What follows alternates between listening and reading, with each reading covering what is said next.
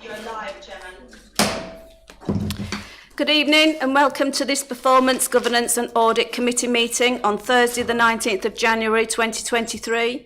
My name is Councillor Stamp and I'll be chairing this committee. Members, we are streaming this meeting live as well as recording, and by being present in the meeting you are given your consent to being recorded. During each item, please put your hand up to indicate if you wish to speak. I will then invite you at the appropriate time. Please note that the YouTube live stream sound recording is dependent on the correct use of microphones. Therefore, can I ask that when invited to speak, you remember to turn on your microphone and turn it off when finished. Please reference a page and paragraph number when referring to the agenda papers and keep your contributions as clear and concise as possible. Members, can I remind you that if you are late attending this meeting, obviously in future, because if you're late you won't be hearing it, you speak to the chairman at the earliest opportunity for it to be noted. Member, can I also request that officers attend PG&A meetings in person who are representing and speaking on reports and the agenda items for all future meetings. Officers who aren't present have the agreement of the chairman to present remotely. For future meetings, all new items will be added to the agenda. For future meetings, members, a new item will be added to the agenda following minutes of the last meeting. It is matter arising from the minutes.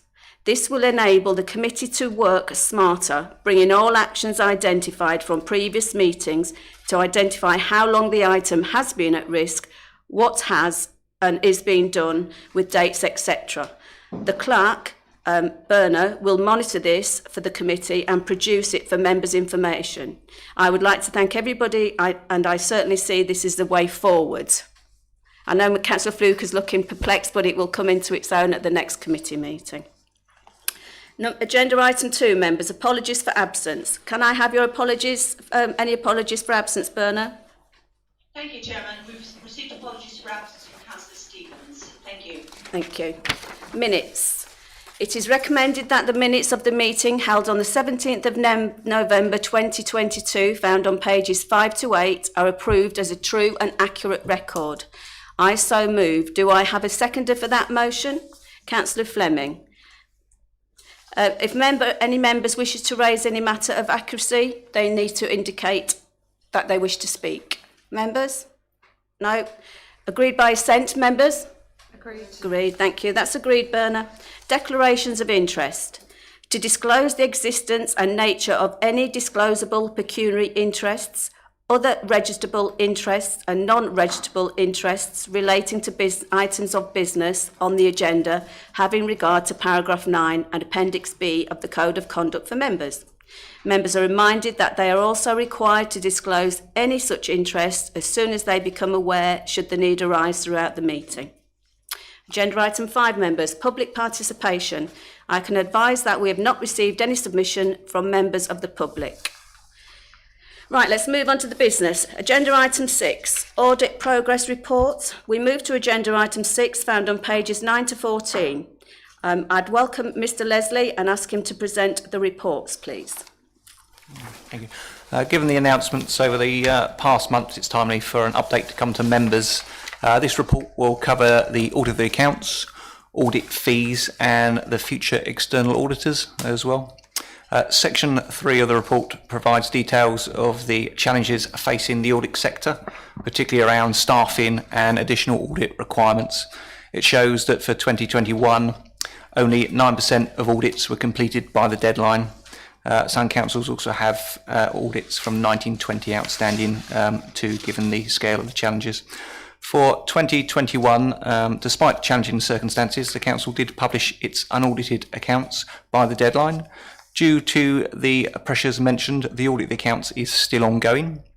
The auditors have been engaging with the council and are commencing the audit again, and have indeed started last week as well to pick up some of the outstanding work, with a view to completing their field work at the end of this month. With an audit review taking place in January and an intention to sign off towards the end of March, April time. Corrections have been identified since the publication of the accounts to date, and they are included in paragraph 4.3. Explanations of those are contained within that section, but I would highlight one particular one regarding an impact on the bottom line of around £10,000 following the correction identified.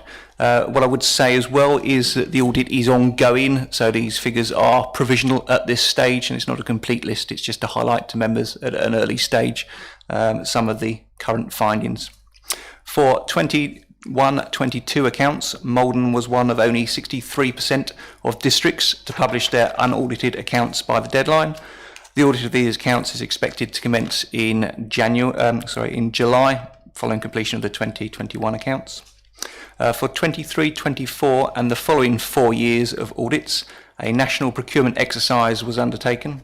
Due to the issues highlighted in the report, a significant increase in audit fees of 150% is advised to be expected, with the actual fees due to be announced in the autumn. The Council's current auditor is leaving the market, and the Council's new auditor will be KPMG for that period, and a bit of text around who they are is contained within the reports. Thank you, Mr Leslie. Does any other officers wish to speak at this time before I open it up to debate for members? No. Okay. Members, Councillor Thompson and then Councillor Stilts, please. Thank you, Chairman. First of several, I suspect, 6.8, the audit fees.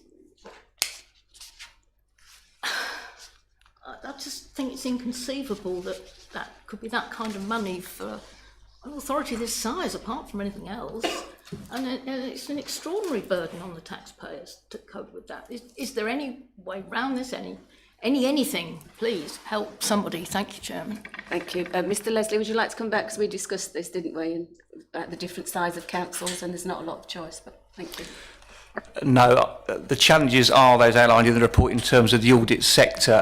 Unfortunately, the amount of work required in an audit is still the same sort of level compared to a big authority as well, because they still will do the checks, they will go through the usual processes and undertake those things, and they will change their level of materiality as well in accordance with the size of the council. So our materiality will be lower than a big authority, and therefore a lot of the work will be very similar, certainly around the value for money requirement. Obviously the all-member briefing highlighted some of the costs we expected, and it showed actually the level of the external audit fees in terms of our actual gross expenditure as well. So it is a sizable increase, but we won't know for sure the actual figure until the autumn time around that. So there could be potentially for it to be more, could be potential for it to be less, hopefully. Thank you. Councillor Stilts, please.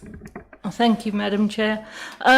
For clarity, page 10, item 4.2, it says that Deloitte has worked at various points on the audit and is expected to conclude in the early part of next year, having scheduled resources to commence in January. So are they going to sign off the accounts this January, next January, or in January in the future?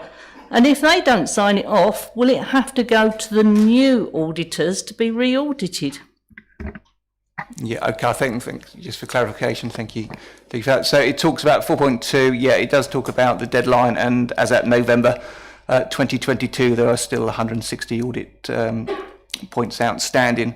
So it was referring to, at the time of writing, it was referring to the January 23 time after that November, so apologies for the confusion there.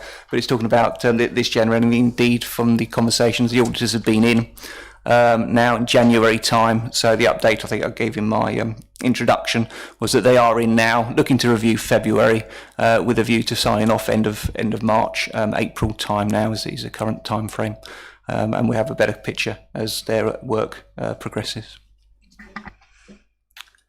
Members, Councillor Fluker, please. Yeah, thank you, Chairman. A couple of questions really for the 151 officer. I mean, when we entered into a 5-year agreement with the PSAA, which I know is a separate limited company to the service that it provides or the service providers that it employs, clearly council weren't aware of the likelihood of the 24-25 audit being £250,000. I mean, I'm curious. You know, I've always been curious. Is that me? Sorry. I've always been curious to understand the relationship between the PSAA Limited and the people that they use to provide this service, and actually what they top slice to do it. Because I think it's more than just a buying syndicate. I mean, there's several auditors. So I suppose it begs the question is what would happen if we went to KPMG or another auditor to have this work done? So that sort of concerns me. And I mean, I know that you will talk regularly to other 151 officers in your cohort in Essex. And I just wondered what they thought about this, because, you know, I suspect something like Essex County Council or the Police Authority, they could be starting off with like a base level of about £1 million, which is going to go up to £2.5 million. So clearly this isn't sustainable. I understand what's said in this report. And there was a time when we used to have our own internal auditors that used to work independently. And I wondered if there was any way that maybe that could be picked up upon again to try and reduce this huge fee in the future. And just finally, a sort of a housekeeping thing. Paragraph 9 under implications. I mean, I know a lot of members often go to implications because there was a time once when we used to agree to have an executive summary at the beginning of each report that went to committees, but that seems to disappeared now. But a lot of them tend to go to the implications, and I think it's good, particularly around impact on resources financial, that we actually have a summary rather than just saying read the report, because I fear sometimes that members are often too busy to do so. And I think also that applies to the impact on resources human, which you talk to in the report, but I think you say none. So there's a couple of things there, but I think this is something that really should be reported individually back to council so they're aware of the situation, because, you know, this is going to have a massive, off the top of my head, this is going to add, I suspect, 10% to the bottom line, isn't it, in 24, 25? That'd be about right, 1.5 million, 150,000. So, you know, that really does start to shift the drawdown on our reserves. So I'm not expecting to answer all those questions now, but perhaps a written answer maybe for the benefit of the committee would be useful. Mr. Leslie. Yeah, thank you. The PSAA, they were set up part of the LGA, so they're a sort of almost a subsidiary, I think actually a subsidiary of the LGA as well on that side. So that's where their link comes in, and obviously set up to as a national procurement agency. I think given the challenges, and obviously council considered the approach for procurement, given the challenges around the sector at the moment, actually it felt that our bargaining power will be stronger as a collective rather than one individual, given the actual shortages of resources around that side of it. We'll still have internal auditors. We've got external and internal auditors, provide very different functions. We do have outsourced internal auditors still, and this is separate from the internal audit. These are external auditors. We have BDO as our internal auditors as well, who obviously present here, so they are separate. Yes, we speak about this, and obviously concerned that this is one of many pressures that councils have at the moment.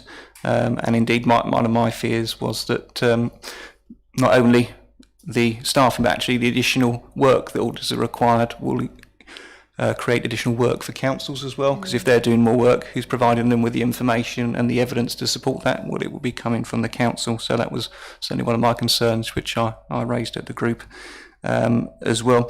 I'll take the point about implications. I think it's always helpful to have feedback and understand how our members can benefit from improvements in the report. So take that on board. Thank you for that.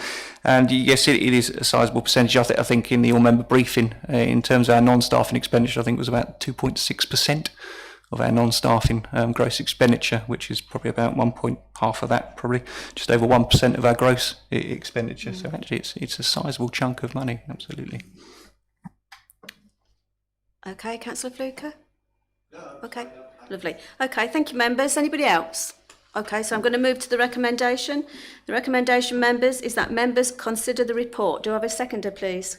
Councillor Fleming, thank you. Members, agreed by assent? Agreed. Thank you, members.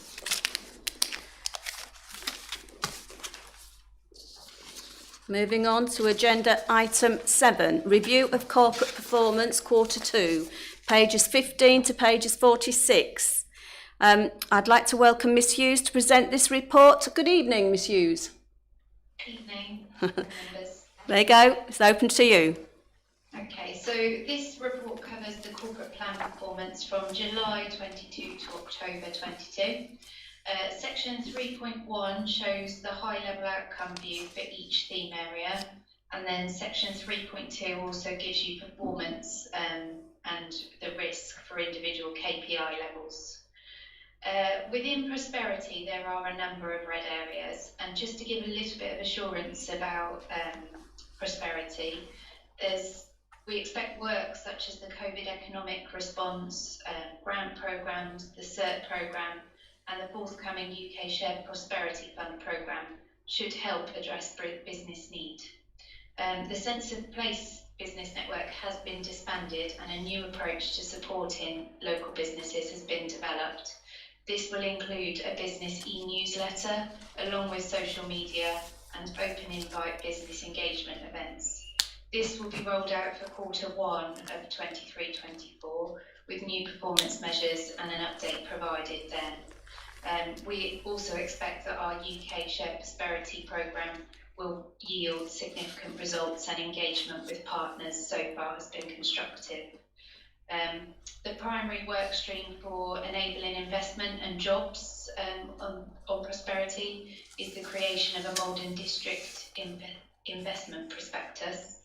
That has been delayed, but we expect the prospectus to launch in this quarter. So although those areas of work aren't shown in the performance report, we just wanted to highlight that to give a bit of assurance. Overall, members are asked to review the report presented and confirm assurance that corporate performance is being managed effectively. Thank you, Miss Hughes. Members, the recommendations are found on page 15 of the report. The recommendations are, little 1, that members review the information as set out in this report and Appendix 1 with priority focus given to the strategic outcome level performance, and little 2, that members confirm they are assured through this review that corporate performance is being managed effectively. Members, what I'd like to do is to go through the report on Agenda 7 and Agenda 8, that we go through the appendix page by page. So I'm going to call it out, and if members would like to speak on it, if you just bear with me and forgive me if I don't see, because I'll be reading in the correct order. It won't be personal. So we're going to move on. Page 20. Councillor Stilts, please. Thank you, Madam Chair. After we had quite a long meeting about colours and the way that this was laid out, I'm quite disappointed that we're still using lots of red and green and black and white when these are things that can cause people with disabilities quite a lot of problems. And I wonder if we have looked at people, or the way that we do these reports and the colours that we use. Miss Hughes, I think we had a meeting, didn't we? Would you like to put your screen on and just give us an update? Yeah, we did, and those colours that are shown in the report now were the ones that were agreed in that meeting. Obviously, we kept the red and green for being able to track where we were at risk or on track with outcomes. But what we've done is change the gradients and the boldness of some of the text. But the report is showing as per discussions in that offline meeting. Obviously, further on in the report, we've only used the green and red for the high level where we're on track or not. Throughout the rest of the report, we're using the pastel colours. I can actually say I don't think it's as shouty, so thank you for that. It hasn't hurt my eyes, and I've been looking at these reports all day. So I think you've done quite a lot of work. Councillor Stilts is right, though, and we're going to go through the red and green as it comes up, Ms Hughes. We've got maybe some suggestions later. Any questions, though, members? I'll move on to page 21. Councillor Stilts. Thank you, Madam Chair. Page 21, I'm looking at the bottom bit, which is total fly tipping removals, and we have a figure, and it says excluding investigation and enforcement costs. Can you tell us what that figure would be including? investigation and enforcement costs. Mr Holmes, is that you? Yes, I think that it could be calculated. I haven't got that figure. So this is sort of contractors' costs, but obviously we're talking about staff time. We don't record time necessarily case by case like that. I'll certainly make an inquiry to see how easy it would be to find out. Would you be able to report back to members? I can report back to the committee. The committee, thank you. 22. Oh, sorry, Councillor Fluker, go on to 21. I'm at slight disadvantage because I can't see the page numbers on the appendix. Can I commend you on making this decision as well to go to the page number? I won't say the talk about fly tipping, I mean, I think it would be very, very useful if we had some information there about how many fixed penalty tickets we've issued. Because if there's one way to stop this, it's to show that we're proactively dealing with fly tips. I know that during one of the many litter picks that I've been involved in, we did actually come across a fly tip. We found some evidence to trace it back to somebody, and the enforcement officers took it up and they told us that they'd issued a fixed penalty notice for £150. And I actually said, well, that's a really good story. Why don't you put it on the District Council website to show how proactive we've been? And nothing ever became of it. And I think that's what we need to do, because this is a problem, and it is a problem particularly out around Birmingham and out National Dengie. But I think a bit more information about so that we judge our performance. At the moment, we seem to be judging the performance of the fly tippers as opposed to what we're doing to try and combat this. So I'll park it there and leave those thoughts with Mr. Holmes. Thank you. I think that's a very good point, because even on my piece of paper I did write prosecutions in big letters, so I think that's actually a very valid point, Mr Holmes. If we could have some information, that would be fantastic. Absolutely, I think that's an important element, isn't it, of how we respond. So yes, I'll look into how we can report those stats. Thank you. Page 22, members, Councillor Stilts and then Councillor Lagan. Bernard, I forgot to tell you, Councillor Lagan has actually asked to speak and he's in attendance from the beginning of the meeting, so if you'd like to make a note. Thank you, Bernard. Thank you. Thank you, Madam Chair. On page 22, when you're looking at the Prom Park and Riverside Park satisfaction and the resident satisfaction, we seem to have had quite a big drop in the satisfaction of our places and our businesses. Do we know why we've got a big drop? And I think I brought it up on the last meeting as well, that there was this big drop. Do you know, Ms Hughes? Or? Yes, that is only annual data, so it's showing exactly the same as it was last meeting. We do get comments underneath that, but I think I probably reported last meeting that the resident and business survey was live. We're just completing the analysis at the moment, and then we'll be able to report the latest figures on that and the comments that go with it. So we'll have a report to update that 20%. So we're all hopeful it's going to go up to 80%, aren't we? Yeah. Yeah, okay. Councillor Lagan, I'll do Councillor Fluker because he's a member, and then you, please. I'll always give way, but I've only got a quick one. Just with regards to page 22, Morn District Council owns and operates other public open spaces in the district, particularly Orchard Meadows and Woodside in Southminster. And can I thank the Director of Service Delivery for meeting me at those parks earlier on during this week. We shouldn't lose sight of the fact, we focus on Riverside and Promenade, and I think you'd get some really good feedback if you included those, to be fair, and then we can start looking at the feedback from those. I appreciate that they're quite different open spaces, but they are nevertheless managed by Morden, and I think it's only proper that we actually take those into consideration in the future. Thank you, Chairman. I think that's noted, don't you? Thank you. Councillor Lagan. Thank you, Chair. That was just Councillor Stilts has basically asked the main question that I was going to ask, because I'm interested, because if the satisfaction survey has dipped, which you can only deal with the evidence that's in front of you now. Again, Councillor Stilts has said why after the strategies and efforts that we've been putting in. So I'll be interested to see what the commentary is, because as I read the report, there seems to be a lot of commentary, but this is saying we haven't started a management plan yet. So we're still nowhere forward with what we need to do to get that satisfaction survey up. So I'll be pleased to look at that. Yeah, I totally agree. And I have just one quick question. It says in the body of the report about the UK Shared Prosperity Fund Investment Plan, and I've just put in my own way as normal update. Do we have an update? When is that going to be completed? And I think it goes further in to say something about a template. So do we have an update on that, Miss Hughes? Is it going to be updated? UK Shared Prosperity Fund Investment Plan. Oh, sorry, Mr. Dodson. Sorry, Cheryl. So in terms of the UK SPF funding, that's now been confirmed by Right. government. So that's in place. Will you look at it in terms of a specific? Yeah, what does it project mean? coming Yeah, out of that? what is it going to mean for us? It means £1 million worth of funding over the next 2.5 years, effectively. A small amount of that in the current year. The projects this year around Malden Market, enablement funding for business support, a feasibility study.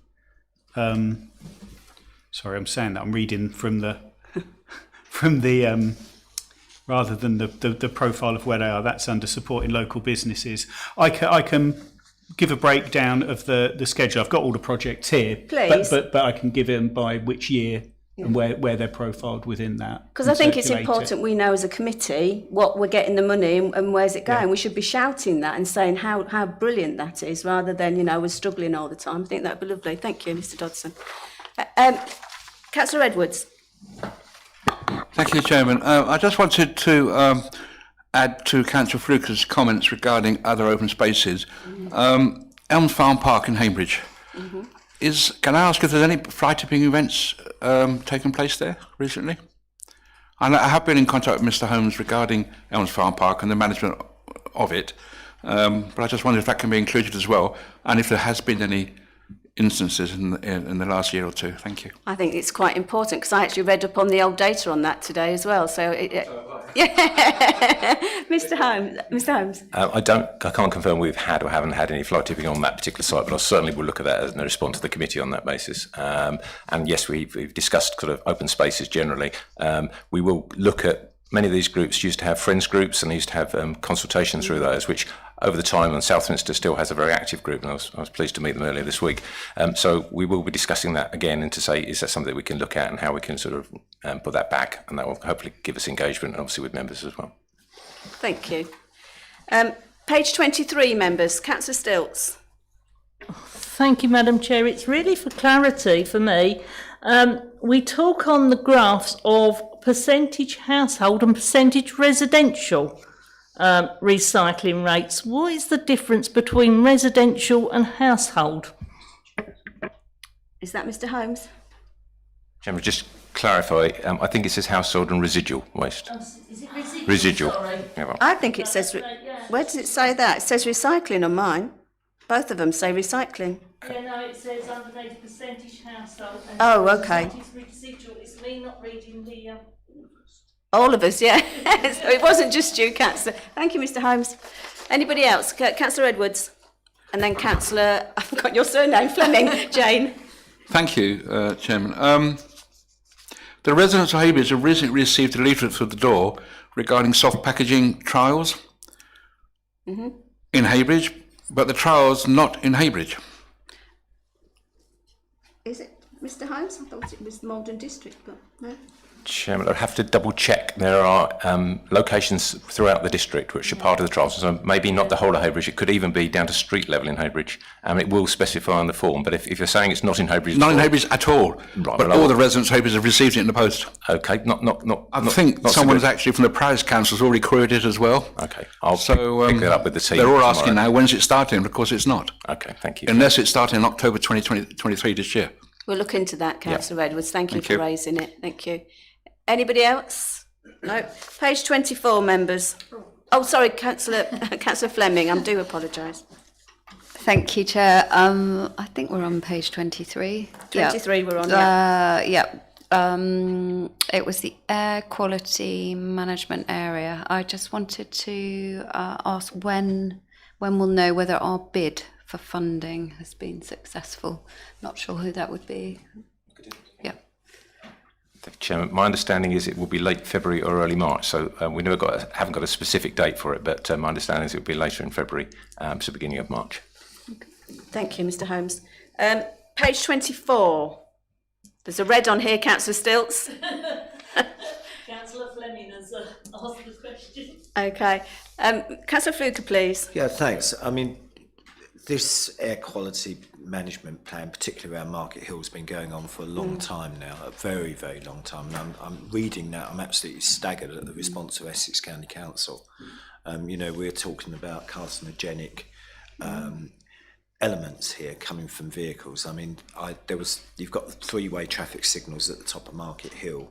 And I mean, it was absolutely extraordinary the other day. It took me 35 minutes to get from the roundabout to the first traffic signal, and you could just smell it in the air. You know, it really is bad.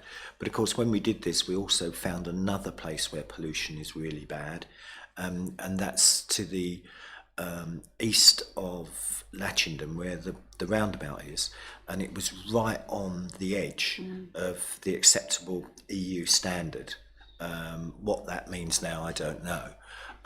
But, you know, we shouldn't lose sight of that, because with all the new developments that have come forward in Southminster, in Burnham, and the fact that more and more cars are going that way in the morning, we shouldn't lose sight of the fact that we probably need to monitor again at that location. And of course, that type of information gives good prejudice to planning applications when they come forward. So perhaps that's something that Mr Holmes could take up and come back to us on in the future. Thank you.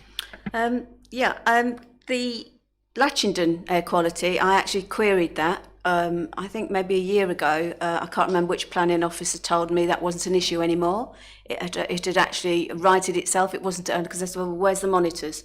So I'd be really interested to see if that is still the case, because I was told there wasn't an issue, because when the LDP first time round, it was identified that what Councillor Fluker said was a bottleneck, and that was one of the reasons why the development wasn't going out there. But I know I did query it, and that was the answer I got.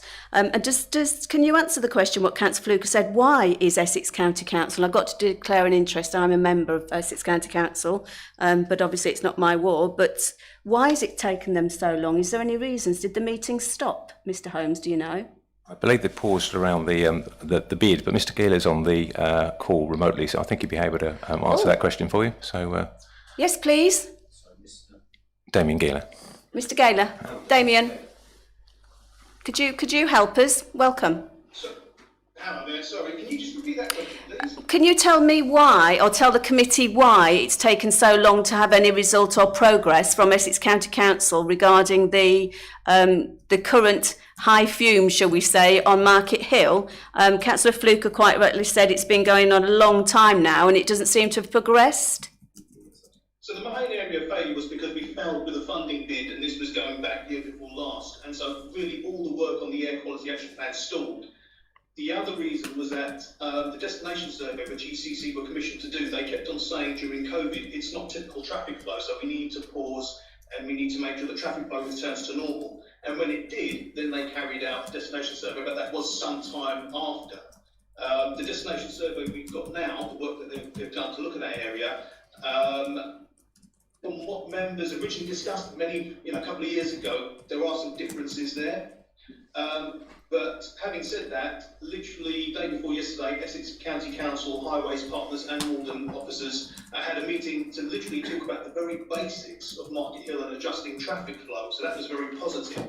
And hopefully with the funding coming, with the bid being decided in February and March, if that comes through, we can then look at our whole air quality action plan. We can rate the existing plan as it is, and we can bring that back to members and hopefully start to push forward on this. So my apologies it's taken so long. That's some of the reasons why, but we are hoping to get it back on track. Councillor Fleming, would you like to? Yes, I thought you might. Councillor Fleming. Thank you, Chair. Thank you, Damien. Can I just double check? Have you shared the results of the destination survey with the Malden Focus, the High Street Focus Group?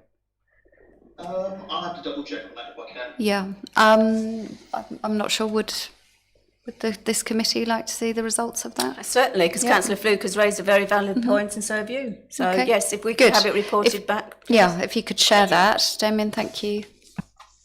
Okay, members. Anybody else? No. 25. Councillor Stilts, please. Yeah, it's just a question that as the delivery, the housing needs for the district is at risk, and we know that at the moment we have this financial crisis implication on mortgage rates and build-out rate. We are quite below target. Are we expecting to fall further below target, or are we hoping that we might pick up some of this target that we're aiming for? Because the targets have been increased. It's a good question. Who's going to be able to answer? Because I don't think there's anybody on from... Oh, yes, there's Anne. Anne, would you be able to answer that question, please? Not Anne, not you, Anne. The other Anne, not councillor. You. Hello, Anne. Yes. I think we'll be all right this year. I think we'll see a slowdown, maybe filtering through next year from things that the developers are telling us. They are slowing their completion rates down, but they're slowing their start rates down. So the completions that come through at the other end will start to slow down. At the moment, it's still filtering through, houses are still filtering through, but I think as we move into the new financial year, we might see a slowdown in completions. Thank you. Could I ask a little question on there? Are the developers going to hold back on the affordable and build the market value ones? I don't think they can, because I don't think it's part of their planning. A lot of their planning permissions have got affordable triggers in them, so I'm not sure that they can. And Okay. normally, if there's an economic situation, developers will build their affordable before their market, because there's a bigger guarantee of funding coming through. Good. Well, that's fine. It's about cash flow. Well, that could help us then, couldn't it, really? So, Yeah, because in the 2008 crash, when everything crashed and building completely stopped, it was the affordable housing that carried on being built, not the market housing. Okay. Councillor Fluker and then Councillor Lagan. Yeah, thanks, Chairman. I can't remember the figures off the top of my head now, but I think I mentioned at the last meeting of maybe it was council that how many people are actually on our housing list. You did. How many homeless people there are, and very sadly how many people at the moment, and it's quite a large number from Malden District Council, are actually in temporary accommodation, bed and breakfast, and as I said there, as far away as Peterborough. I see this as a very important point, and I think the officers should do everything they possibly can to address this affordable housing, and I think the members should get behind them. Thank you. Totally agree. Councillor Lagan. Yeah, I'm not being really weird, but I forgot my glasses, so I can't see a thing without the light. Oh, I feel for you. Yeah, I feel for me and all. Feel for you. Because I've got thousands of notes I've made I can't read. Yes, apologies, Chair, and apologies, members, and apologies, officers, and apologies, anybody who's watching on the telly.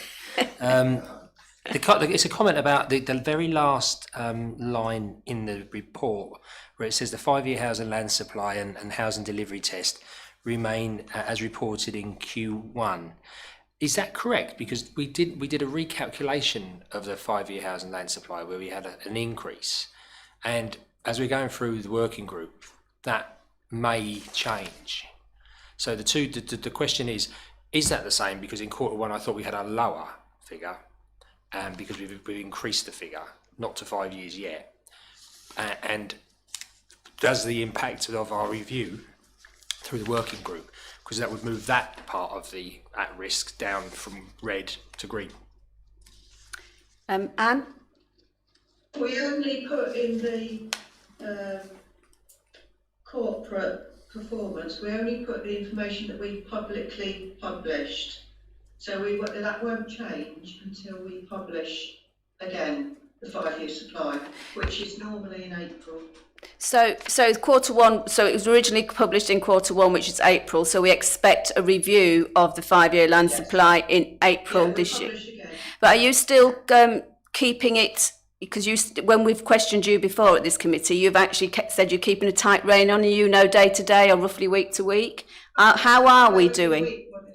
How are we doing? Are you allowed to tell us? Well, I'd rather not. Was it okay? That's fair enough. I totally understand that. But you might be able to help me, or somebody can help me. Maybe Mr. Holmes or Mr. Dodson. I think there's been a planning appeal this week. Was it declared at the planning appeal? Would it have to be declared at the planning material directors? Do you know? Totham. The bull. Was that this week? It can be declared. It depends if it's challenged within it. I'm not aware that it was declared or used as a figure within that, so we'd have to check. But would you mind checking? Because I do think if it can be said, thank you, Anne and Mr Dodson, because I think it's important to members that they do know and are kept up to date on this. Thank you, Anne. Councillor Fluker. Yeah, Chairman, this is, I understand how this works, and I've spoken to Miss Shortland about this, and I understand that she's going to report back more fully at the 5-year Housing Land Supply Working Group on the 2nd of February, I think it is. Okay. But this is very, very, very sensitive information, and I think it's right and proper that we don't set anything running before we are 100% sure of the facts. Totally agree, but yeah. we've also got to be consistent, and we've got to remember February last year a figure was published and it was an inaccurate figure. So it's important that we do keep a check on it, Councillor Fluker, but thank you. Look forward to seeing you on the 2nd of February. Yep, you most probably won't look forward to seeing me. Anybody else, members? Page 25. No, moving on. 26, please. There's another red. Anybody? Councillor Lagan. Yeah, only basically to repeat what I said earlier on with regard to the top one about the land supply, but I think we've discussed that. Thank you. Forgive me calling you Anne, because I always get your surname, Miss Shortland. I looked at this one and I was a little bit mixed up because it says on here about this could be the COVID impact that has caught up with the district. I'm sure I've attended many meetings and was told that the COVID didn't have any effect on the 5-year land supply or whatever. So can I have clarity? Did we have, or now we're finding out that we are having problems due to COVID that's affected our 5-year land supply? Are you able to answer that, or am I asking you a tricky question? No, I don't think we had any impact in the years when COVID was active, but when we were all in lockdown, I couldn't see a lot of impact on the housing market in the district. But then normally the housing market goes in kind of waves. Mm-hmm. So afterwards you might see an impact, and actually if there isn't any impact, it's being clouded by the cost of living crisis. Yeah, it just concerns me that in the report, Ms Shortland, is that it just say this could be that the COVID impact has caught up. It just bothers me that, without the correct or backup data, I feel a little bit uncomfortable that it's in. If members are all right with it, then I'm absolutely fine. I just wanted to raise it as a query. Members, are you all right for that to stay in the report? Yeah. Okay, well, I'm in the minority. Anybody else? 27. Councillor Stilts and Councillor Fluker. Thank you, Madam Chair. I know that we haven't yet employed the coast and countryside role, but I am surprised that we actually haven't looked at planting any trees when Malden Town Council were planting trees, and surely they're a partner that we could have helped or looked into. Mr Holmes. Absolutely correct. Yes, things have been happening, but we haven't got anybody to actually coordinate that and record that at the moment. So it doesn't mean there hasn't been trees planted, but it's not being done in a coordinated way. The good news is that we are interviewing this week for that post. We hope that we'll have an officer in post shortly after, and that is obviously part of their work plan. So I've left this, the honest position is we haven't had the resources now for 2 or 3 months. We just haven't had anybody coordinate that work, but that will be on the work plan for catching up as soon as we got them in post. Okay, Councillor Fluker. Mr Chairman, the Ashwell, Dengie, Bradwell and Tillingham litter pickers hung up their pickers and came out with their shovels, and we planted roughly 2,000 trees across that sector. So, I think a simple way maybe when this new person is appointed, I think most of those trees came from the Woodland Trust or through some other. It's just to tap into that core information, or even just to send an all parish councils and say how many trees you planted. Because if we can get something in those two boxes, if there's some green funding comes along, then we can actually clearly demonstrate that we're doing this. And the good news is it's not costing Malden District Council anything to tick this box. So, you know, when the new tree officer comes along, you know, by all means ask him to email me and I'll give him a few pointers and he can come out next time. I think that's a fair comment, because I know, I think, Mr Whittendale came to one in Burnham where we planted trees in the church. And I know it's not council land, but communities are planting trees. And I think it'd be really good to actually promote that we are doing what we can, Mr Holmes. Totally agree with that. And as I say, it's the coordination of it, and it's the recording of it. So it looks worse than it probably is. So we just haven't got the data. But as suggested, that it's a fairly quick way to do that. So that'll be part Well, that's of the thing nice we do. to know we are actually doing it, because it looks as though we're not doing it. So thank you. Page 28, members. No. 29. Councillor Lagan, please. Make sure I've got the right page. Hang on. It's got number 6, prosperity, on the top. Ah, there you go. I can't even see that at the moment. Oh. It's a really good report because it allows you to drill down. So thank you, Ms Hughes. But when from the perspective of performance measurement, we're talking about a target. I think what do we call it? A business satisfaction. At the bottom, business satisfaction. There's a business satisfaction within Malden District Council Services as a percentage, and we've set a target of 30%. Okay. And in the commentary, which is red, 1, 2, 3 lines down, it uses a really dangerous word. It says our assumption is that the satisfaction, etc., which I wish I could read. I really don't understand the word of using an assumption in there, and I think if you accept 30% as a committee, I think that's terrible. I think when you're aiming for something of that high satisfaction, you don't go for 100. You should have a 75, 80% aspiration or a target at least. But if you're going to accept 30%, well, which is plummeting, there's something wrong somewhere. So that would send a red flag to me. I think we have questioned, haven't we, Cheryl, Ms Hughes, the percentages that members have raised concerns before that they're quite low, and you normally can come up with the reasons why they are. Can you help, Councillor Lagan? The reason why that's only 30 is because that's higher than what the previous year was, so we're trying to beat the previous year's satisfaction. And obviously we're in the middle of crunching the numbers on the resident and business survey, so we'll know what that number is soon. We did get much better engagement from the businesses in the resident and business survey, largely because a few officers actually did sort of door knocking exercise and did on in-person engagement to get the responses. So we're hoping to get better feedback this time as well. Okay, thank you. Of course you can, Councillor Lagan. Thank you, Ms Hughes.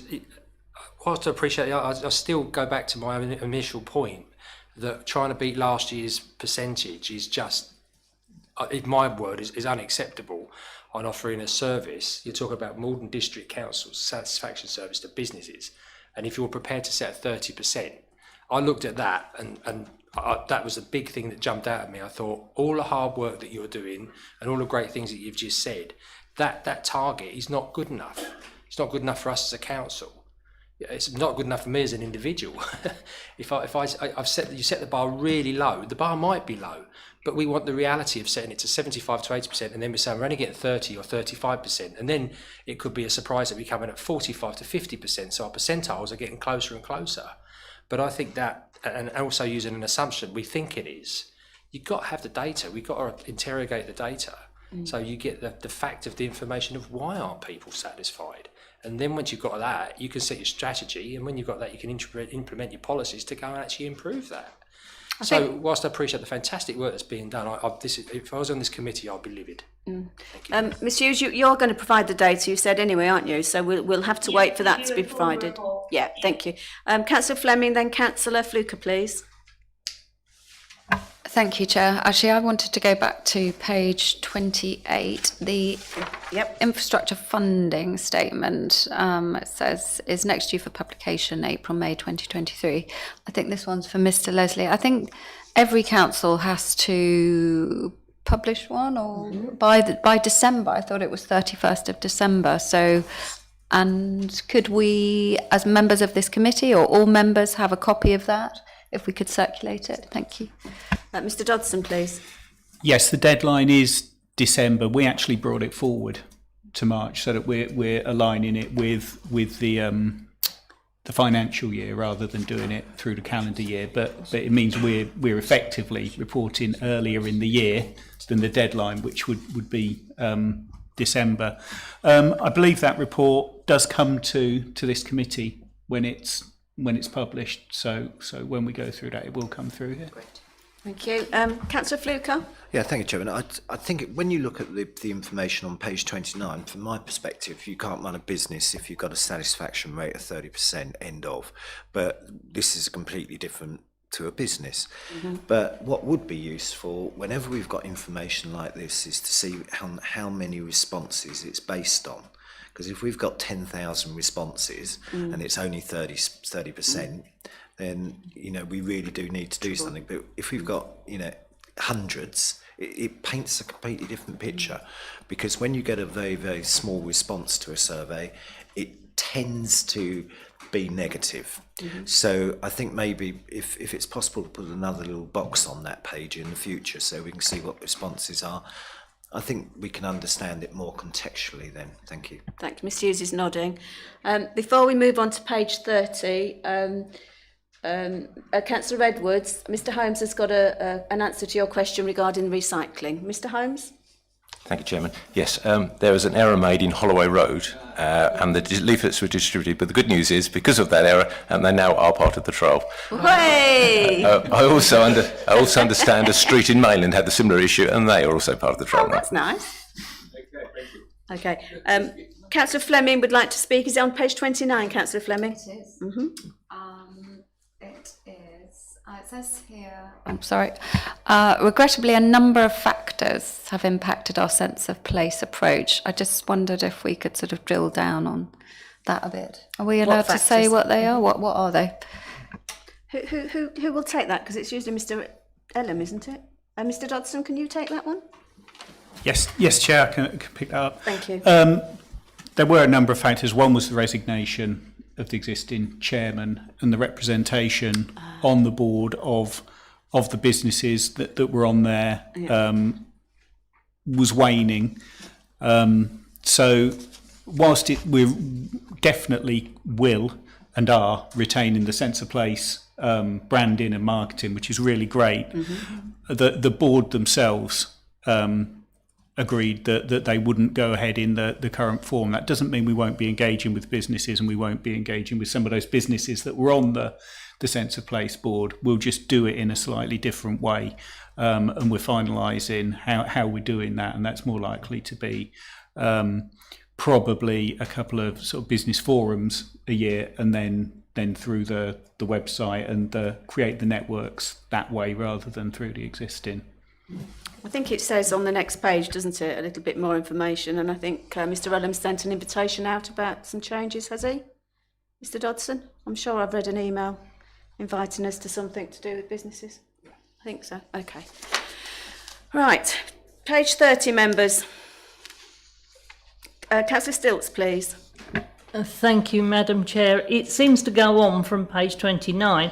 And we're now looking at supporting existing local businesses, and that's at risk. And when you look at the charts that are below it, we seem to have a growth in subscribers to Sense of Place business communication channels. What channels are they? And also, we talk about, are we redoing the Sense of Place? And if so, how will that affect? Mr Dodson? The engagements through the Sense of Place newsletter, as I say, we're reviewing how we do that. We will still be looking to make contact with all of those businesses and maintain that database of businesses. And as I say, the branding will remain. So we won't lose any of that work. We'll continue the engagement with those businesses, just in a slightly different way. Okay. Page 31, members. Councillor Stilts, please. Sorry. No, it's fine. My question on page 31 is really about tourism. And I've got down, do we have any figures for the 2022 on the tourism growth? So when we're looking at the tourism to the district in pound and growth percentage, we've got 2021, but we got nothing for 2022 at all. Miss Holmes, Miss Hughes, can you answer that question? There's just quite a lag on that data coming through, so we will get it, but it hasn't been published yet, or it hasn't been published as of Q2. Okay. Would you care to explain, because I sent you an email, didn't a question about the tourist, and you've got Malden District Tourism Group, because somebody sent me the link, or tried to log on to it, and I can't get into it. I think it's a volunteer group, is it? Because I wanted to know what we did as a district, and at the moment we're not doing a great deal, are we? So you pointed me to a Facebook group. Oh, was that remember? the T22? Yeah. The tourism, where you'd asked for more detail about the T22? Yeah. Yeah. Do you want to explain it to members, because then they know what the council is doing? Yeah, so this was passed on through Jack, but the it's a tourism sector consultative group for the council's tourism framework. So they basically help inform the strategy. So that group is supported by the Malden District Tourism Group, which I think is the link that you're talking about, the offsite link. And it's a Facebook group that's currently got 110 members. But in terms of activity, 2 events have been held in 2022 with industry representatives and council members. And I believe Councillor Stilts, you sit on the T22, so you might be able to share some more information with the group. The idea is that it will be sort of an open forum where people can come together to give steer and feed into that tourism strategy. Okay. Councillor Fluker. I'm always curious when we look at these figures where they actually come from. I can remember in the past we used to subscribe to a company that used to provide us with figures, but I've not seen those for a long time. So from what Ms Hughes says, the 22 figures are available for tourism. So if we're still using that company to provide a report, can it be circulated to the members of this committee? Of course. Mr Dodson, please. Yes, we should get figures through Visit Essex. I need to check where we are with those, and we'll circulate those if they're available now, or we'll report on them within the next quarter. I just wanted to add to what Mrs Hughes said slightly there, as well as the support that she outlined. We do host the Visit Malden website. And work closely with businesses, tourism-based businesses and food and drink businesses, and all of those linked with the visitor economy through that website and promote there. And some of the figures I can quote. We have 4 million visitors a year through tourism into the district, which is a much bigger percentage of the overall visitors to Essex than the size of our population. So we are sort of punching above our weight, as we should do, given the attractions of Malden. And we're also, Mr Allam is putting together the tourism framework, which will set out some of the wider support that's going through, which we will bring forward through Strategy and Resources Committee in due course. Good. Brilliant. Come Thank back. you. I think it might be worth committee services looking back, because in the past we did used to pay for a report on tourism. It wasn't Essex County Council, it was some other group that we used to subscribe to, and it was very good. But I hear what you say about 4 million people, but that's 80,000 a week. Seems to me quite a lot, because sometimes you go down to, I was down at the prom at the weekend, and it wasn't that busy down there, but 80,000 people coming in. And it's quite interesting what I heard about the nighttime and daytime economy in Burnham last night. So that's a huge amount of people. You've got a figure. It'd be nice to see, if we can get the information on that, and perhaps find out who this company was that used to provide this information. I'm sure they will, Councillor Fluker. Councillor Hull. We with the riding school, we do a buy gift, and that brings a lot of people in from out the area. So, Do you want to explain what that is to everybody? it's buy a gift, and people buy gifts from outside the area, and they come riding. But we must get 25 riders, which come with their families, and they always want to stay and do things like that. So it's really Great. good. Do many other businesses do that? Mr. Dodson, do you know? Buy a gift? Sounds good.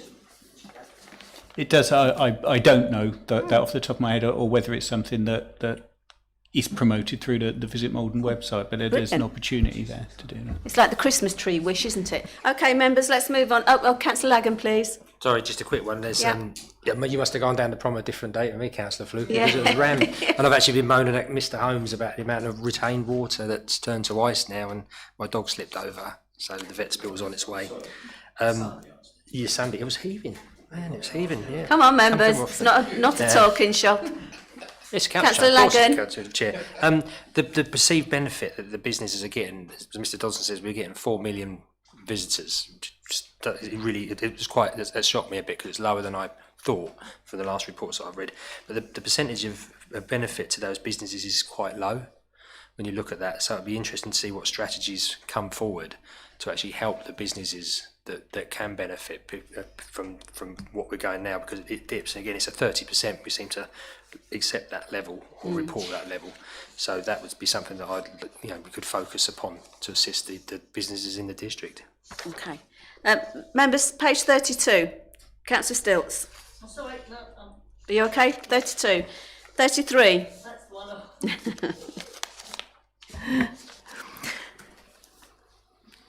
Thank you, Madam Chair.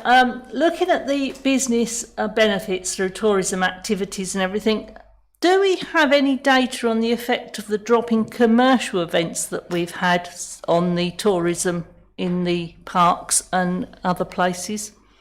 Mr. Butcher's not on the call, so Mr. Holmes, do you have that information, or do you have to bring it back?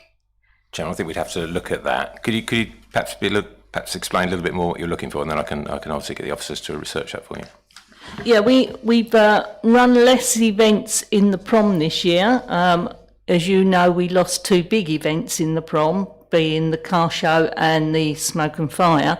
And I just wondered how that then impacts upon the tourism of the town and the district. And a few years ago, we ran quite a big weekend event down in Burnham on the Grape and Grain. And again, that's something that's not gone, and we've not replaced it with anything. So I wondered how that has affected our tourism.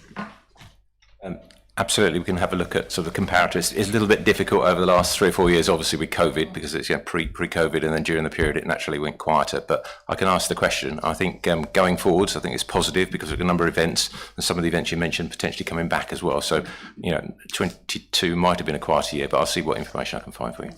I think it's important because it also brings business to the other high streets and everything when you've got these events coming. I know some residents do complain because of the noise and the inconvenience, but I think generally when you do an event it's good. Right, let's move on, members, because we're going to be all waning. Page 34.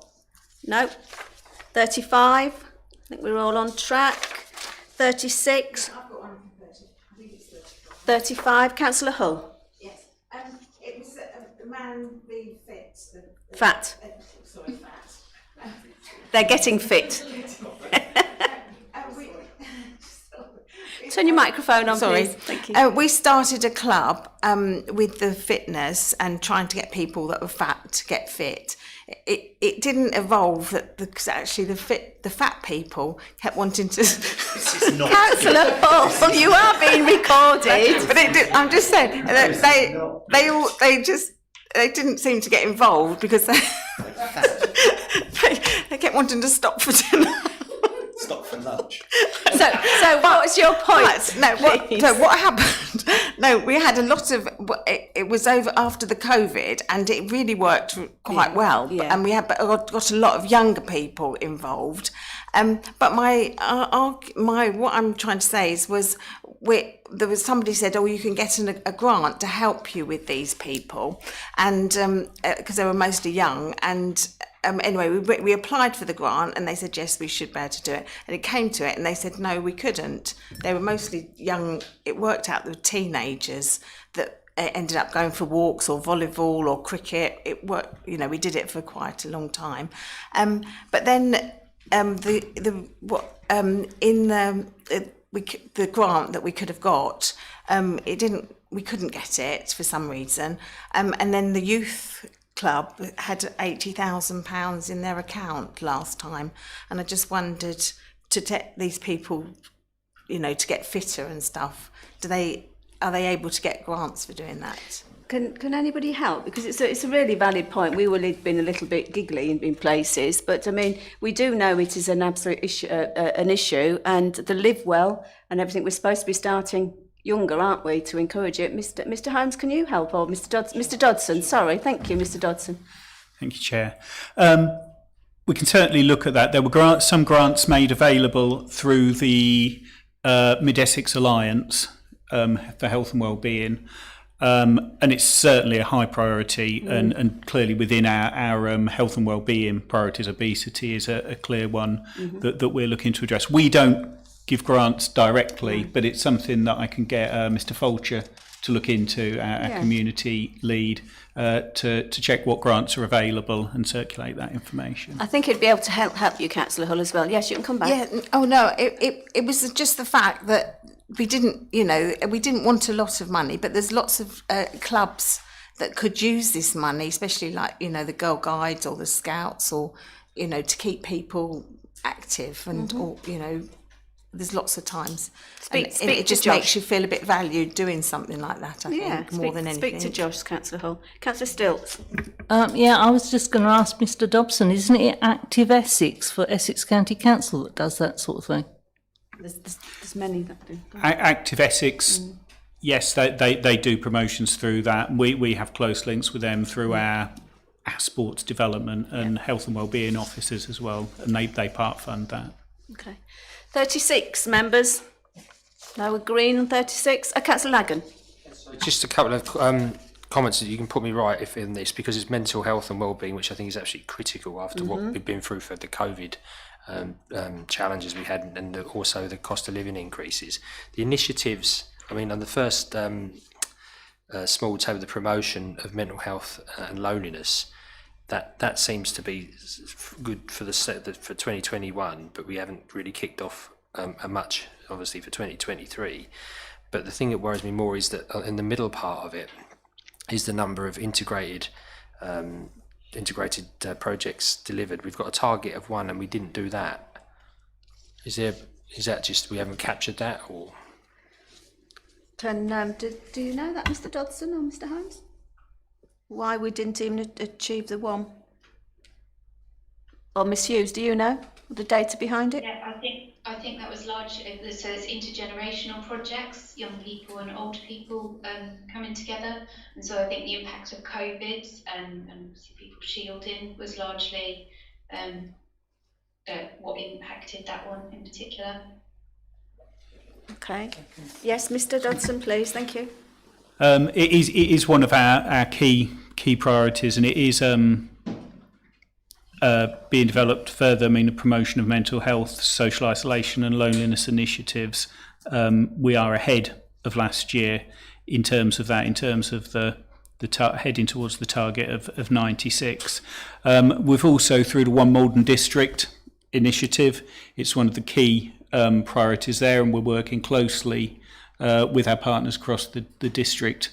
It's one of the key work streams that's come out of that work that we'll be pursuing. So it is a high priority, and we will be ensuring that it's given the attention it needs. Thanks. Thank you. Councillor Fleming, did you wish to speak on that? No. Okay. Members, page 37. 38. Councillor Stilts. Thank you, Madam Chair, and I have brought this one up before. It's the percentage of MDC customer-facing staff who have received Make Every Count training. And I've asked before because last year, as you could see, it just dropped off. And this year it's still very low, and I would have thought our priority for customer-facing staff is to make sure that every second does count. Who wants to take that? Because I'm not going to get involved because it's my hobby horse, isn't it? Go on. Jen, we Holmes. we have Sue Green on the meeting this Is she evening. on the, I didn't see a picture there. And I'm sure she'll be able to assist us. Thank you. Miss Green, thank you. Mrs. Green. There she is. Good evening. Welcome. Good evening, members. Good evening. This is because we have had a fair bit of our staff turnover in our customers team, so it is absolutely a key priority for us, and we will be working with Essex County in order to ensure that this is delivered to all of our new staff. So it is an ongoing item. Certainly staff within our team have an awareness of it. It's just the formality of going through that course. Councillor Stilts. Councillor Stilts would like to come back. Miss Green, please.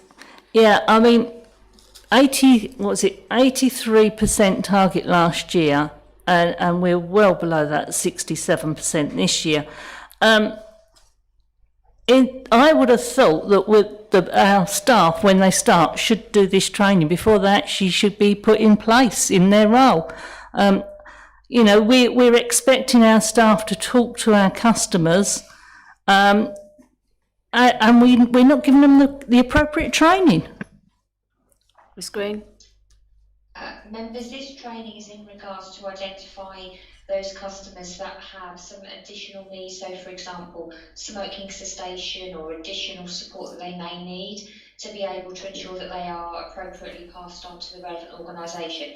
It isn't sort of general contact us training. It is very specifically around identifying additional support for our customers, and that's delivered by one of our partners through Essex County Council. So in the next quarter, or when we get it 2 quarters time, it's going to be up to 80% or 90%, I'm sure, isn't it? Because they'll all be trained. Yep. Okay. Members, page 39. Thank you. Thank you. 39. 40. I feel like a bingo caller, members.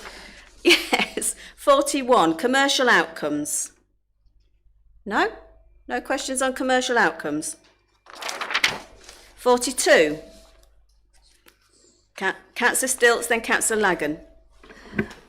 Thank you, Madam Chair. It's basically the houseboats again. I think we bring this up nearly every time. Where are we with the hell? I've just had the raised eyebrows from Mr. Holmes. Mr. Holmes, yes, please. With nervousness, members, we anticipate the Liz Hellig to be removed this weekend coming up. So everything's in place. We understand that the barge is being positioned over this weekend. It should be hopefully floated into the barge itself, which is a bit of a dry dock, and then it will be removed. So officers are monitoring over the weekend. We're in contact with the contractors, Harbour Authority to kind of keep up to date on that, and I shall go in there tomorrow morning also to get an update. Have you got a pass? I should be viewing from the seawall, Chairman. And obviously following that will actually then allow us to progress our plans in terms of the actual houseboats and the moorings themselves. So this is obviously a key moment. So hopefully fingers crossed for some good news. Excellent. Councillor Thompson and then Councillor Lagan. Sorry, I'm being facetious, but could we sell tickets? No, and that's tempting fate. Councillor Lagan, I'm just going to give way to Councillor Hull, if that's all right. Councillor Hull? I'm just inquiring about the pontoon there as well. I keep being asked about it. Has anything more happened? Because that also would bring in tourism, and I think a lot of the pubs say they're not doing so well because there's no pontoon there. Yeah, do you want to turn your light out? Mr. Holmes is going to give an update because you're not the only one badgering week on every day. Mr. Holmes. Thank you, Chairman. So yes, obviously we've now been advised of success for our funding around the actual provision of that pontoon. So I've got an officer group meeting next week to start looking at the detail of that, and I've committed to update members on the progress with that. It very much follows the work that's been done with the houseboat pontoon as well. So we're hoping we can pick up all of the learning and process from that and actually apply it fairly quickly. So the sort of planning meetings are starting to happen, and I'll be able to issue an update in terms of the timing. It will take some time. We need to make various applications, planning applications. We also need to apply to the MMO, and we also have to, and that's a maritime organisation that looks after our coastline. And we also obviously have to address some of the issues around the seawall, but that work is commencing. Could I ask a question before I go to Councillor Lagan? Is it going to be like for like, or have you got a different design, or have you not got that to that stage yet, Mr Holmes? I believe it's of a similar design, but I think stability being improved. I think it was slightly wider, but I haven't got the technical detail here. Thank you. Councillor Lagan, please. It's only a comment. There's some good stuff on here, but are the first two, the land acquisition and the Princess Road, they're agreeing with regard to what they're doing, but after the recent council meeting, should they? That was on private and confidential. Right. So there's things there that we could discuss in private and confidential. Yeah. Thank you. Councillor Fluke. Oh, did you want to come in? Mr. Dodd?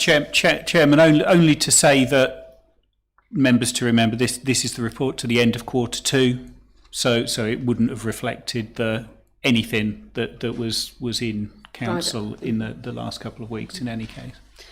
Councillor Fluker, please. Yeah, thanks, Chairman. I was going to raise the same point, but I think this is so important that we understand this from all aspects of this council. So maybe, Chairman, moving forward, this matter should be dealt with under private and confidential, because there's clearly issues there that I think that we should thrash out. Can that be? Oh, we've lost them. Ms Hughes, can that be noted?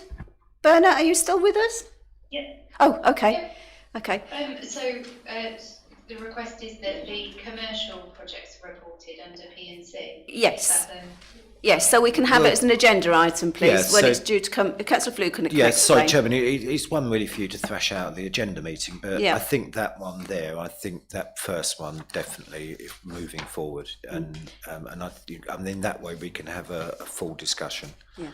Councillor Fluke, I raise it because I'll most probably forget when it comes to the next one. So if I tell Miss Hughes, she will remind me. Chairman, sorry, Mr Dodson. Yeah, I can hardly see you. Sorry. Yeah. Thank you, Chairman. It was just to remind members with reference to that specific project. There is a members. There's a members seminar that's being held on that to enable a wider discussion on that. Obviously, that will happen outside of the formal meeting, and members may wish to have a more formal review of that within here. But just to flag that discussion's happening as well. Yeah. Page 43. Councillor Stilts, please. It's just to ask Mr Dobson, after the email that we got today, where are we at with this project? Is this project still going to go ahead on page 43? Mr Dodson, yes. Yes, just to clarify for the record, that's with reference to the Levelling Up Fund bid, which we unfortunately received the information today that we weren't successful with that. Obviously, we only received that information today. We've not yet had the feedback on the bid, only that we were unsuccessful. So we await the feedback on the bid. There is a round 3 of Levelling Up, and obviously depending on the feedback that we get, we'll look at whether we resubmit for that. But also we'll do a review meeting once we get the feedback to look at what other routes are available for funding. I think we have to look at it, as a positive in some ways, that we've now got that bid together, we've done all of that work, so we need to look at alternative funding, and also we've got that on the shelf now for if additional funding comes along, but we've not got a funding plan for it at this minute. We need to do that review now. I was listening to some of the successful bids that obviously has been locally in Essex, and the one that I thought was super, and I don't know if there's something you could do, because I'm a little bit reticent about putting more resources that take them from the jobs that the officers are doing to be able to put a bid together. And it was all about cycle paths, and it's all about, connectivity. So really, I mean, I know that poor old Burnham, the Dengie and Southminster don't get included in very much, but I'm sure we would love to actually have something that wasn't Malden centric, so we could actually have that sort of funding bid to go forward. because I'm the same as you, Mr Dodson. I'm actually following this quite succinctly at the moment because I'm interested to know why the others are successful and why we haven't been, and to see what the government is actually wanting councils to do to enable them to win these bids. So, Councillor Fluker. Yeah, thank you, Chairman. I mean, I'm on this one, I'm pleased to say that Southminster did actually get a substantial sum of levelling up money, and if you're happy to meet me in Seasons Wood, I'll show you the wooden animals that this money was spent on. But I think one thing about this project is, and I think it says a lot about what we're doing with the new community centre and sports pavilion in Southminster.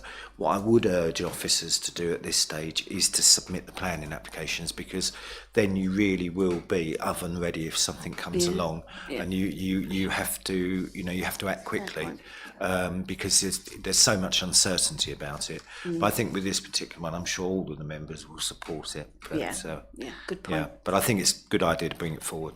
Yeah. Councillor Fleming, you okay? I was going to say I agree with Councillor Fluker, just to have it oven ready. Okay. Page 44. No, we're okay. 45.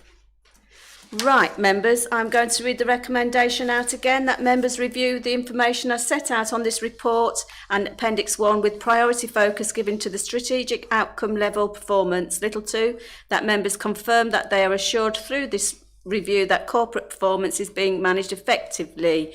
I so propose. Do I have a seconder? Councillor Fleming. Members, do we agree by assent? Agreed. Moving on. Agenda item 8. The review of the corporate risk register, quarter 2, pages 47 to 64. Welcome, Ms Hughes, again. Would you like to present the report? And I think we've got Mr Damien Gaylor on hand if you've got any questions, members. Thank you. So this report covers the corporate risk register from July 22 to October 22. As set out in section 3.3 of your covering report, there's been one risk where likelihood has increased. That's R1, failure to safeguard children and vulnerable adults. And there's 2 risks where likelihood has decreased, which is R3, failure to target services and influence partners effectively to support identified housing needs of increasing ageing population, and R29, failure to deliver services as a result of COVID-19. Members have presented the full corporate risk register for quarter 2 at Appendix A, and they're asked to review and comment to present challenge where corporate goals might not be met. Thank you. Does anybody else, any other officer want to present on here or say anything? Mr Gaylor, do you? Because I think there's something on here that you may wish to speak on, or do you want to wait for questions? I'm happy to perhaps go through just a short preamble, because that might help to answer some questions and concerns. Thank you. I think that's an excellent idea. Thank you. So really, obviously, as you can see, the safeguarding risk was raised, and it's just really to absolutely try and my best to reassure members. The safeguarding risk increase relates to the safeguarding forum and the attendance at the forum. It's a preemptive increase. It's not as a result of any failure of case management or failure to manage safeguarding reports to the council. And basically, due to the various work pressures for the designated safeguarding officers, now these are the, if you like, the more trained officers in safeguarding, they sometimes struggle to attend the forum, and as such, attendance at that safeguarding forum, which is an officer forum, can be a bit light. So work has begun to basically update the designated safeguarding forum list to try and make it more concise and more focused, a smaller group, but one that can hopefully overcome the attendance issues. Now, once that's in place, I'll be monitoring the attendance at the safeguarding forum just to make sure it's back up to the levels. Now, just to reiterate, this does not mean the council is failing to act on safeguarding concerns. It's not. We're absolutely doing that, and our case management system is working great in that regard. We do need to do a little couple of tweaks around the edges, but that's fine. In terms of safeguarding discussions, again, they're happening on an officer level basis in a robust and effective manner. And really, this increase is just to represent the fact that those discussions are happening, but perhaps not in the forum of the safeguarding umbrella. So that hopefully sets the context. Okay, thank you, Mr Gaylor. Members, so the recommendations are that members review the corporate risk register in Appendix 1 and provide comment and feedback for consideration. Little 2, that members review progress of the corporate risk mitigation actions in Appendix 2 and provide comment and feedback for consideration.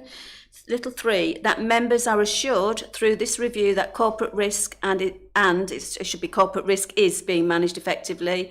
And 4, that members challenge risk where the committee feels that the council's corporate goals may not be achieved.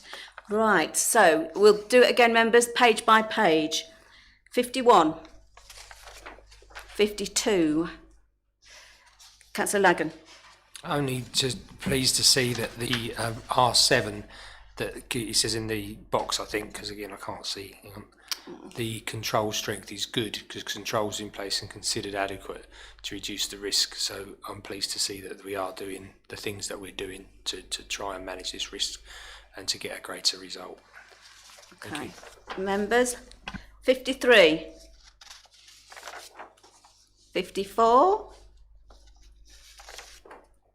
55. 56. 57. 58. I'm not going too fast, am I, members? No. 59. 60. Were you 59? 60. Councillor Stilts, please. Mr. Gaylor, I think this is going to be you, so stand by your bed.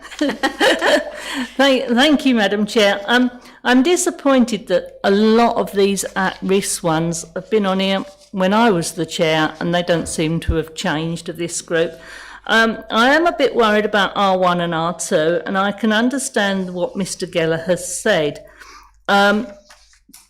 I believe that R1, which is the safeguarding, also has popped up in our audit system with our policies. Can Mr. Geller please assure me that these policies for safeguarding are now in place? And I do wonder whether we should recommend that this safeguarding is put forward to overview and scrutiny to go through, because safeguarding has been at risk on a lot of our policies, including our, as I say, audit reports as well. Thank you, Councillor Stilts. Mr. Gaylor? Okay, so in terms of the safeguarding risk being on there long term, I would say that that might be partly to do with my issue with not adjusting the impact and the likelihood. That didn't become apparent until a short while ago, but then you should have seen the risk fall. I do believe the safeguarding processes and policies that we've got in place are robust. We do have safeguarding policies that are in place and active. If members want access to that, I can point members in the right direction. In terms of carrying out an additional overview through the ONS, I absolutely would support that, because I appreciate safeguarding is very important. So anything I can do to sharpen that process, I would welcome. Mr. Dodson, please. So welcome what Mr. Geller said in terms of, you know, the overview and scrutiny, because it's such an important issue. It is such an important issue, though, that it's my understanding or belief that will always be on the corporate risk register. We're never going to eliminate the risk from that, and it would be remiss of us to try to. It should always be there so that it's reviewed and that the risk has that level of priority within the organisation. Thank you. Mr. Holmes. And also, obviously, to highlight what Mr. Giller said, he increased that risk. So I hope that evidence is that, you know, officers are reviewing and will bring things forward. So, you know, he's deliberately increased that risk to bring it to your attention, but obviously telling you how that's going to be mitigated. So hopefully that will come back down again. But I agree with everything that's been said. We can review. I don't think it'll ever be off this list simply because it's such an important issue. Councillor Stilts. Thank you, Madam Chair. I don't think, as you say, that it should go off a list at all, but I would like to see it that it's a bit lower in the risk, because I believe that on audit it was in the red, and also that we do have the staff. I think that's one of the things that worries me, is we're actually saying here that we haven't got the staff for this, and that was one of the reasons why I said maybe overview and scrutiny need to just go through it with officers to make sure that we are on top of our safeguard. Mr Holmes, do we have the staff? We do have the staff, and I think there's no specific safeguarding team or safeguarding staff. They're made up of officers of the council. Most of our experience and expertise is on our frontline staff. Our housing team, for example, deal with safeguarding issues, complex safeguarding issues every single day. So there are a number of staff that are engaged in safeguarding. And Mr Gill has mentioned the designated risk reporting officers. So they are made up from teams across the council. So the difficulty has been actually getting the time for them to be able to meet and discuss as a forum. So please don't think there aren't staff to do safeguarding. It's everybody's job to do safeguarding. There's a forum of council officers which we are trying to sharpen up and get them more time to meet. And that's the essential issue. So this is sort of runs through everything we do and all of our services, really. Members, we did have a proposal made. I think Councillor Stilts wanted a proposal. Did you want a proposal that it would go to over in scrutiny? We can add that as a recommend. I might need to take some advice here, Mr Dodson. Do we add that on as the recommendation, or do we put that as a separate proposal? Do you know? I believe it can be added as a recommendation. Yeah. A recommendation for referral. To ONS, yeah. Is that all right? Berna, would you like to listen to what Councillor Stilts is going to say? And we would like to add V5, please, to the recommendations. And Councillor Stilts, could you just read it? Well, I think it's pretty basic, but... I would just like to recommend that we put the safeguarding of children and vulnerable adults to ONS just to investigate, to make sure that we are on top of everything and supporting Mr Geller in the work. Yeah. So did you get that, Benna? Yes, I did. Thank you, Chair. Okay. Well, I'm going to come back to you to read it out, and I'll read them out again. Okay. Page 6. We've done page 60. Page 61, members. 62. 63. Now, this is Appendix 2, members, page 63. Is there anything on 63, Appendix 2? And finally, page 64, Appendix 2. Okay, excellent. Let's go back to the recommendations. That members review the corporate risk register in Appendix 1 and provide comment and feedback for consideration. That members review progress, I said it again, I do apologise, of the corporate risk mitigation actions in Appendix 2 and provide comment and feedback for consideration. 3, that members are assured through this review that corporate risk and is being managed effectively. 4, that members challenge risk where the committee feels that the council's corporate goals are not being achieved. And 5, that the safeguarding of children and adults. Berna, can you read the rest for me? Please. And that recommend that the safeguarding of children and vulnerable adults is referred to overview and scrutiny for review to ensure that we are supporting this area of work together with the officers undertaking this work. Excellent. Thank you very much, Berna. Members, I so propose. Do I have a seconder? Councillor Thompson. And just before I go to the vote, Councillor Lagan would like to speak before I vote. Councillor Lagan. Thanks, it's only a short one. And it's actually in line with what the recommendations are, which I fully support if I was able to vote. I'd like to look, or I'd recommend to the committee that you look at the risk assessment methodology that you use, because the way that the risk assessments are calculated, there's different methods to do it. There's quantitative and qualitative, so there's more depth that you could look at to extrapolate your risks. So something to say. I'm sure Mr. Geller's got that, and I think with your new HSE, you've got a new health and safety person starting. That would be a really positive thing for you to look at, because risk assessments can be very subjective. And looking at the methodology that you use, you'd get a better objective. Might not get a different outcome, but you'd have more detail in that. So okay, Mr. Holmes, would you? Yeah, I think Mrs. Hughes will look at the format of that, and we can review that. And you're absolutely right. We do have a new health and safety risk officer started with the council. Obviously, this risk assessment is for a slightly different purpose, but I'm sure we can take this away and review the methodology and see if there's any improvements to it. Thank you, and thank you for your contribution, Councillor Lagan.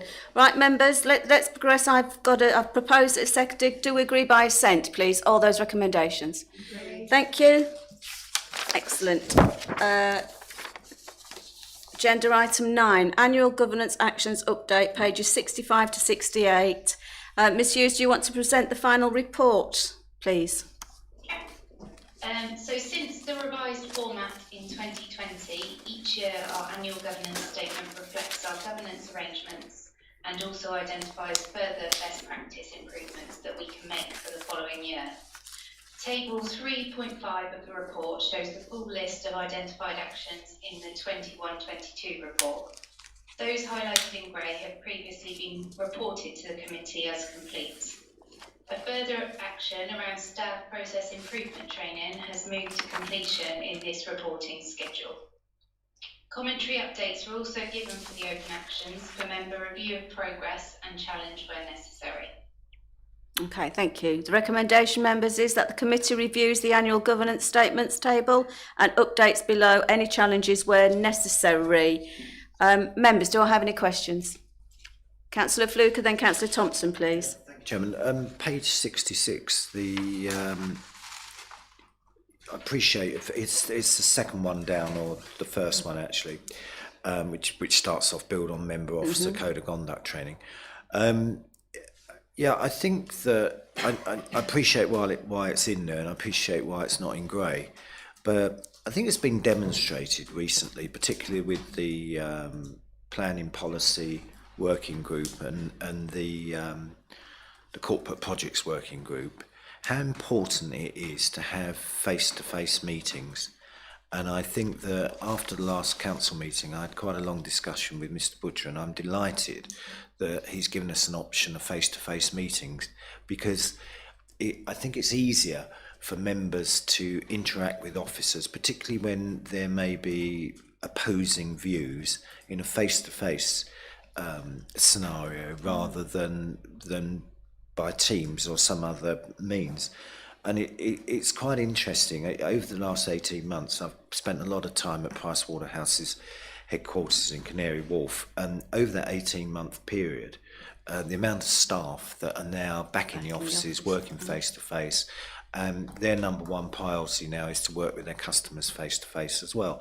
But I do think with some of these, more, I won't say controversial, but certainly where officer members do have opposing views, it works well, and it helps to understand, both members and officers understand each other's foibles. So I really do think that we should go back to that.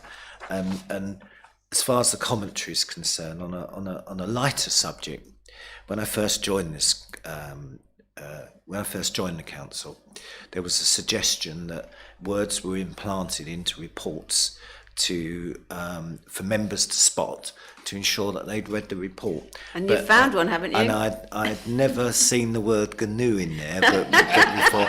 But yeah, so it is a GNU online registration. Perhaps someone's going to say that's an acronym or something, but I don't think it is. But the point I did make about, officer members meeting face to face, and certainly hybrid meetings for working group, I've seen it pay dividends twice now, and I really do think that we should consider this for the next administrative year or municipal year. I totally agree, and I think Mr. Dodson knows my view on wanting to face-to-face, especially with this committee, obviously, which I chair. Yeah, it did, but thank you for that. I totally agree with that, and hopefully we will be able to look at doing that. Just before I come to you, Councillor Stilts, 3.3, Ms Hughes, and I know you've tried to help me on this, but I wondered if any of the members have got an issue, and it says action plan is held on our SharePoint. I still can't get into SharePoint. You tried to log in and it says you can't have access, and then you sent me an email and I still couldn't get in. So I don't know if any of the members are successful in getting into SharePoint, but or can anybody, or is it just me? No. So I'm struggling to access that. I don't know if that can be. Would you like me to put a fresh serve ticket in, or could you try and sort that out for members? Because it's obviously not just me. We'll set something up offline to maybe Thank you. look at, what the issue is. I appreciate that. Make sure that everybody's got full access. Yeah. Sorry, Councillor Thompson, I do apologise. Thank you, Chair. I'm actually at the bottom of page 65. It's the first item in the table about the LDP review. I'd just like a bit of clarity, please, if possible, on which staff are where with policy and DM, and is there an impact on the LDP and its policies that we wouldn't be having anyway? Explanation would be very helpful. Thank you. Thank you, Councillor Thompson. I think it's an excellent question. It came up at a meeting the other day. Mr Dodson, I think that's for you. Yes, so, sorry, I caught most of that question, so I'll just paraphrase just to check my understanding. The question was around the policy officers and the joint work that's happening with DM in some areas, and whether that's an impact on resources. Yes, thank you, Chair. Yeah. Yes, there has been some joint work in, and I think, you know, as a corporate leadership team, we need to look at always manage the pressures of the organisation and look at where the key pressures are. There have been some acute pressures in the development management area, and clearly my colleague Mr Holmes has brought forward a plan around that to address those, but it has been necessary in the short term to shuffle our resources to make sure that we're meeting those needs. It isn't impacting greatly on the planning policy. The work that's been going on through the LDP review and the 5-year housing land supply work is continuing to progress, and all of the studies in the background that were scheduled are still continuing to go on within the LDP process as well. So as well as the A12. So there's so much going on that, but yes, there is an overlap and there is work going on, and clearly the proposals that were supported through council last week in terms of bringing the planning policy and DM back together as a single unit will mean that works in a much more integrated way in the future in any case. Thank you. Councillor Thompson? Right. Mr Holmes, do you want to add? And to offer a bit more reassurance, obviously we've been able to fill some of our vacancies now through contractors. Obviously some budget was made available for us, so our dependency, I guess, around the policy team is still there, but you know, slightly less than it was, and probably will become even more less reliant on them. But hopefully that will improve the situation. Thank you. I'm happy with that. Thank you. I'm not querying what's happening. I just want to make sure I understand. Yeah. Okay. I have a question. What is the review via the Planning Policy Project Board? What's the Planning Policy Project Board? Who's it made up of? Please. Does anybody know? Sounds a very grand title. Is there any members on it, or is it just officers? Please. The project board is an officer board. I've not got the reference to where you've picked that up from. Sorry, it's on page 66, Mr Dodson, and it's the top box, and it is 1, 2, 3, 4, 5, 6 lines down from the bottom. Sorry. Okay. No, that's useful, because the planning policy project board is the officer board that obviously there's the advisory group, which is members, the working group.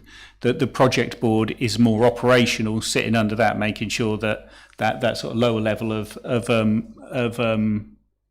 project decisions are made there at a resource level, etc. So I'm just looking for the context to understand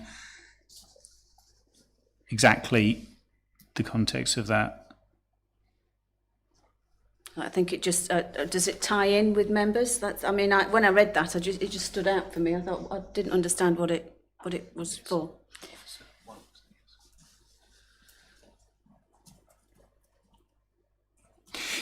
I think all that it's saying there is that the LDP review through that project board, make sure it takes account of the corporate plan, the climate action strategy, building those climate actions in, and the commercial strategy, making sure that corporately there's a consistency between the policies in the various areas, and they're brought together. Okay, so it's just tying it all together then. Okay, that's fine. Members, any other questions? Councillor Stilts, please. Yeah, just a question for clarity. On page 67, it's talking about field engagement and information sharing with parish councils. Is this going to be done through the Parish Clerk Forum, which I believe the chair of this committee sits on, or is that going to be done in a different way? Mr Dodson, do you know that? Or is that Mr Holmes? I've never actually been invited to a meeting. I've never attended a meeting in my capacity as the chair. So, Mr Holmes. There's some work actually being looked at with the Parish Clerks Forum at the moment, and I understand we'll be looking to sort of revisit that and also involve Parish Council chairs as well. So I think Josh is looking at that and pulling that together as a project really. So I think we'll see a better level of engagement and some more frequent engagement. So I think that piece of work, we only discussed it earlier this week, so I'm confident that'll come forward. I thought we'd tried to do this over the years many times. I thought it'd been reviewed how best to contact the parish and town councils from the district. Yeah, there has been, Josh has been doing a bit of a survey, so he's actually been out speaking to the parishes, and I think they've given him some feedback really, and he did that through the existing Parish Clerks Forum, and I think some of that was about more timely information sharing, a bit more interactive. So he's building that around that sort of feedback he's got, and my understanding is that will be the intent. He's going to call together a meeting, put that proposal, and then sort of set a series of meetings going forward. So that's sort of all in hand as we speak. I think one of the areas that you need to be, sorry, Councillor Stilts, I'll come back to you, just don't send them on a Friday afternoon because a lot of clerks don't work on a Friday and they're usually going home by 1 o'clock. So any information needs to be sent out on the Thursday or the beginning of the following week, even though hopefully it's not out of date. Because a lot of things, and I get it as an Essex County Councillor, it's too late. There's no point. Councillor Stilts. Yeah, I was just going to come back to Mr Holmes. If I remember rightly, the town council used to have meetings with the district council and councillors once a year, I think it was, and they've all stopped. And I don't think there've been any meetings in that way.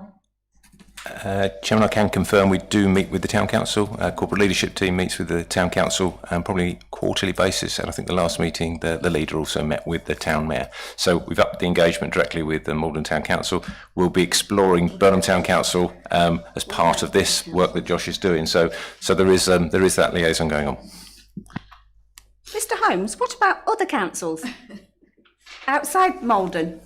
I think, Chairman, that's exactly the point. As I mentioned, we have a dialogue with Malden Town Council, and we need to make sure it's equitable. And obviously, Thank you. And that is why Josh is working on this sort of way that we can actually engage right across the district with all of the sort of town and parish councils and make that to be sort of the forum that we take forward. So that's the sort of position we're at right now. Thank you. I wasn't being, there is a serious side to it because we do all get moaned at, don't we? I'm sure Councillor Blucher gets moaned at as well, that we don't have the same. That's fully content. understood. Okay, right. I can see that members are getting bored now, so we're going to actually put the recommendation forward again.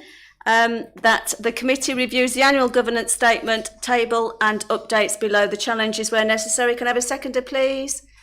Councillor Fleming. Members, agreed by assent? Agreed. Thank you. Right. Any other urgent items of business the chairman decides? None. Members, thank you for your contributions this evening. I now draw the meeting to a close at, what is it, 9, is that, I can't got the wrong glasses, 18, thank you, 9:18 p.m. As the meeting is now closed, members are advised not to enter any further discussion and please leave the meeting via the exit door behind the top table, bearing in mind social distancing. Thank you members, I close the meeting. Thank you officers. Well done.